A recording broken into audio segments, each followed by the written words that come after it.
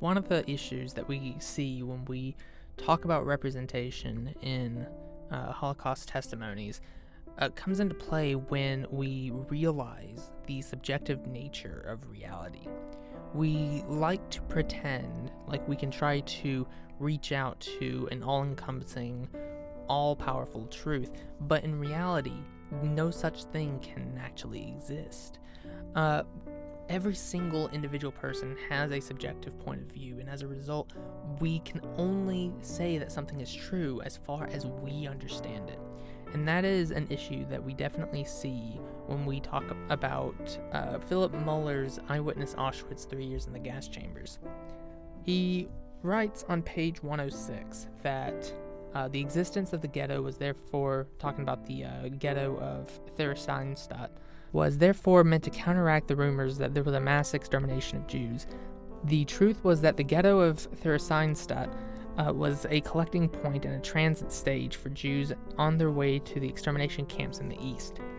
And this is really, really important, right? Because what the SS were doing, what the Nazis were trying to do, was create a narrative that the truth wasn't as bad as it seemed, because there were communities that clearly showed that there weren't people being genocided, which from the perspective of the average German citizen would make sense to them, right? They would see that there was a living community, maybe not a thriving community, but a living community nonetheless, and therefore they were not being exterminated in mass numbers like people were running around saying or spreading rumors about.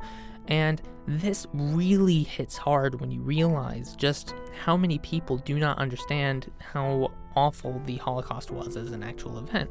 Even today, with all the information that we have at our fingertips, there are still people who believe that it wasn't as bad as people say, or that it just didn't happen.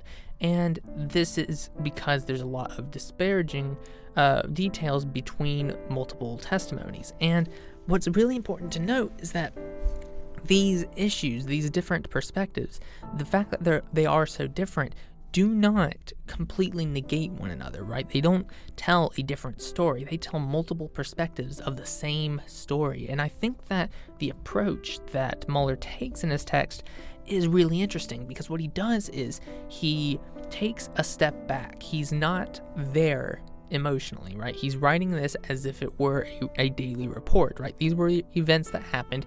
Here is the truth as I understand it from my perspective, which gives this a more objective truth sounding way. And I think it's very, very effective, because while we can never truly approach objective truth, we can at least get an understanding of what was going on in the reality around us, right? And from the perspective that he has taken, he is a Sonderkommando, which of course we know what a Sonderkommando is, so no point in ruminating on it too much. But the reason that's so important is because he has a different perspective, a unique perspective compared to other victims of the Holocaust. And as a result, his information is going to be drastically different from the rest. Writing this up as a daily report and not getting also personal gives it this sort of credence to the average reader that helps to solidify the representation aspects of this text, because the issue that we face with looking at things in the way that we do is the fact that things are so subjective, right? We find some things that have details that are different from one another hard to believe, therefore they cannot be true. Or they can be true in terms of how they individually understand and accept reality. When we look at the discussions that are held between Amari and Levy, we see that some people believe one thing over another. Like, for example, one of them believes that they were bunkmates at Auschwitz, and the other one says, no, that never happened. Well, you can be wrong and still have the overall big picture correct, right? There are some details that someone might misremember. Just because one person notes that this individual over there had brown hair and one says they had black hair does not negate the fact that the person wasn't there, right? And these are details that conspiracy theorists hold on to really, really toughly with an iron grip almost. And getting to understand that the differences in perspective, the way that something is portrayed versus how it actually is is the key issue with understanding the Holocaust, Auschwitz, the entire SS regime.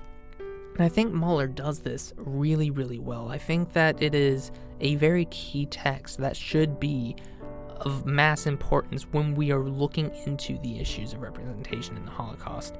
And I find it really unfortunate that we still live in a world where people can look at the silliest of things, like a small amount of misremembered issues of an event that happened decades upon decades ago, and say that it can't be true. And I think that Müller's approach in his writing style, in the information that he conveys over the course of the book, really goes to show that we cannot discount one person because 7 or 8 or 9 people say that something else happened.